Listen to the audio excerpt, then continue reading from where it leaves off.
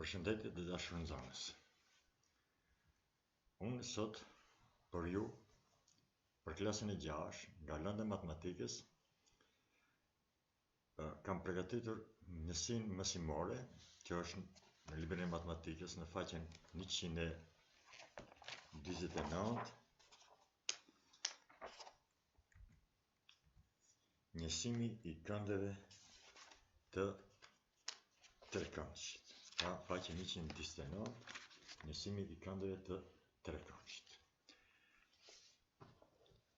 Që të tregojmë, që të gjejmë masinë e një këndi të panjohur të trekëndshit, fillimisht shkruajmë kushtet e dirës dhe lidhjet ndërmjet këndit të panjohur dhe atyre që janë dhënë. Gjithmonë nisemi nga ajo se shuma e këndeve të brendshme në trekëndësh është 180 shkallë. Pra, duhet të dimë se shuma e këndeve të brendshme në trekëndësh është 180 shkallë. Të shqiptojmë me kujdes shembullin të zgjidhur më poshtë. Gjej masinë e këndit x. Kemi një trekëndësh tek i cili në është dhënë njëri kënd 50 shkallë, tjetri kënd 80 shkallë dhe këndi x që kërkohet. Pra, së pari formulojmë barazimin 50 plus x plus 80 që e barabartë me 180 shkallë. Mbledhim 50 plus 80 që bëjnë 130 shkallë plus x bëjnë 180 shkallë. Tani 130 shkallën e nxjerrim nga ana e gjatë, e nxjerrim në anën e majtë dhe fitojmë 180 minus 130 që përfundojmë se këndi x është 50 shkallë. Se si vim deri te ajo se shuma e këndeve të brendshme në trekëndësh është 180 shkallë, unë do të tregoj me një mënyrë sa më të thjeshtë. Pra, shumën e këndeve të brendshme të trekëndshit do të e shpjegoj në mënyrë shumë më të thjeshtë dhe praktikisht, një mënyrë që ju do të punoni paralelisht me mua apo edhe më vonë. Kur kemi mësuar llojet e këndeve, kemi përmend edhe këndin e drejtë që është 90 shkallë, 1/4 e rrethit, këndi shtrirë që është 180 shkallë, gjysmë rreth, dhe këndi i plot që është 360 shkallë rreth. Kjo na ndihmon të tregojmë se sa është shuma e këndeve të brendshme të trekëndshit. Pra, nëse bëjmë trekëndshin ABC, ku kemi këndet alfa, beta dhe gama, nëse këto kënde i presim sipas vijës këtyre vijave dhe i vendojmë në një drejtë, do të shohim se shuma e tyre është 180 shkallë. Pra, që përfundojmë se shuma e këndeve të brendshme në trekëndësh është 180 shkallë. Të shohim disa shembuj që i kemi të zgjedhur. Shohim shembullin 1. Thotë njëso masinë e këndit të panjohur në figurë. Kemi një trekëndësh që ka këndin alfa 40 shkallë, këndin gama 100 shkallë dhe këndin beta duhet ta gjejmë.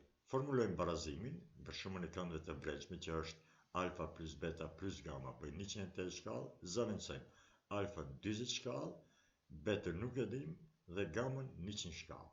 Mbledhim 40 shkallë plus 100 bëjnë 120 shkallë, beta plus 120 shkallë bëjnë 180 shkallë. Tani 120 shkallën e nxjerrim në anën e majtë dhe në anën e gjatë, kërkëfalje, dhe beta 180 shkallë minus 120 shkallë, beta mbetet 40 shkallë. Çojmë shembullin e dytë. Thotë, sa është masia e këndit që formojnë dy krahët e trekëndshit barakrahës, nëse një kënd tjetër i trekëndshit është 70 shkallë. Kur e zgjerim këtë detyrë, pra e kemi trekëndshin barakrahës që ka dy kënde 70 shkallë, këndet në bazë dhe këndin gama. Duhet të dimë se trekëndshi barakrahës ka dy brinj të barabarta, pra këto dy brinjët i ka të barabarta, dhe dy kënde të barabarta, këto dy këndet i ka të barabarta. Tani formulojmë barazimin alfa plus beta plus gama 180 shkallë. Ja ku i kemi 70 alfa plus 70 beta plus gama bëjnë 180 shkallë. Mbledhim 70 plus 70 bëjnë 120 shkallë plus gama 180 shkallë. 120 shkallën e nxjerrim në anën tjetër dhe kemi 180 shkallë minus 120 shkallë mbetet gama barazi 20 shkallë. Pra, këndi gama të trekëndshit barakrahës është 20 shkallë. Çojmë një shembull tjetër. Thotë njësoni masinë e këndeve të trekëndshit këndrejt nëse njëri kënd i tij është 34 shkallë. Pra, Këtu e kemi trekëndshin këndrejt që i bie alfa është këndi i drejtë, që këndi i drejtë kemi thënë është në 10 shkallë, mjafton duhet të gjejmë vetëm këndin beta. Zbatojmë formulën për shumën e këndëve të trekëndshit, dhe me thënë alfa plus beta plus gamma bëjnë 180 shkallë, alfa është këndi i drejtë që është 90 shkallë, plus beta që nuk e dim, dhe gamma që është 34 shkallë. Mbledhim 90 shkallë plus 34 shkallë bëjnë 124 shkallë, plus beta bëjnë 180 shkallë. Tani beta është e barabartë me 180 shkallë minus 124 shkallë, që kur zbresim në mbetet këndi beta barazi 56 shkallë. Shpresoj se edhe këtë detyrë, këtë shembull, nga ky shembull keni kuptuar diçka më shumë. Tani vërim një shembull tjetër. Këtu pra kemi caktoni vlerën dyshorës x në figurën e dhënë dhe masinë e këndëve të trekëndshit. Do të thënë kemi të dhënë trekëndshin që ka një kënd x plus 20, njërin x dhe tjetrin x plus 10. Do të thënë nëse marrim alfa plus beta plus gamma barazi 180 shkallë. Kjo është rregulli për shumën e këndëve të brendshme të trekëndshit. Tash alfa është x plus 20, beta është x dhe gamma është x plus 10. Mbledhim x-at, kemi x plus x bëjnë 3x, 20 plus 10 bëjnë 30, barazimi 180. Në anën e majtë lam 3x-in, në anën e gjatë kemi 180 minus 130, betet 3x barazi 150 shkallë. Vetëm një x barazi 150 shkallë pjesëtim 3, betet x i barazi 50 shkallë. Tani pasi gjetëm x-in 50 shkallë, shumë lehtë kemi të gjejmë këndet e trekëndshit. Alfa është x plus 20, që do thotë 50 plus 20, alfa barazi 70 shkallë. Beta është me x, që do thotë beta është 50 shkallë, dhe gamma është x plus 10, që është 50 plus 10 bëjnë 60 shkallë. Kur mbledhim 70 plus 50 bëjnë 120, plus 60 bëjnë 180, që e plotëson kushtin në fillim, pra që shuma e këndëve të brendshme në trekëndësh është 180 shkallë.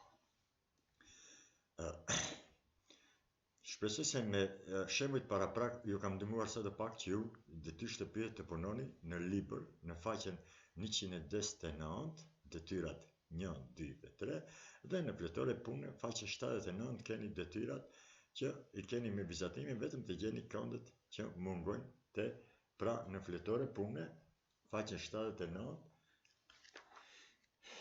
keni detyrat, pra keni 10 detyra, mirë po janë të dhëna 10 trekëndsha, janë të dhëna këndet, e 2 këndet trekëndshit kërkohet këndi i tretë, të gjitha vizatimet gjithmonë do të nisin nga kushti se shuma e këndëve të brendshme në trekëndësh është 180 shkallë. Pra, gjithmonë duhet të keni kujdes se shuma e këndëve të brendshme në trekëndësh është 180 shkallë. Ti përmbajeni kushtit dhe shumë lehtë do të gjeni se sa janë këndet në trekëndësh, këndi që mungon.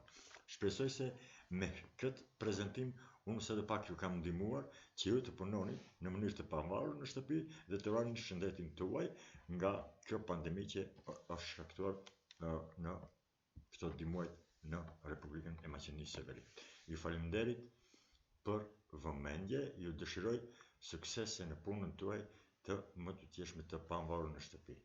Mbeteni të përshëndetur nga unë, arsimtari Ramis Iljazi, nga shkolla fillore Besa, fshati Veshall, komuna e Tetovës.